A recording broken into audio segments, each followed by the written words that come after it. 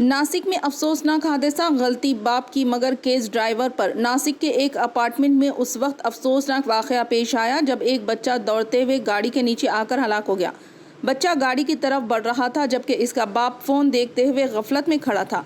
अगरचे ड्राइवर की कोई गलती नहीं थी, फिर भी इस पर केस दर्ज किया गया। इस वाक़े के बाद सोशल मीडिया पर लोग ड्राइवर की हिमायत कर रहे हैं और बच्चे के बाप पर गफलत का इल्ज़ाम लगा रहे हैं।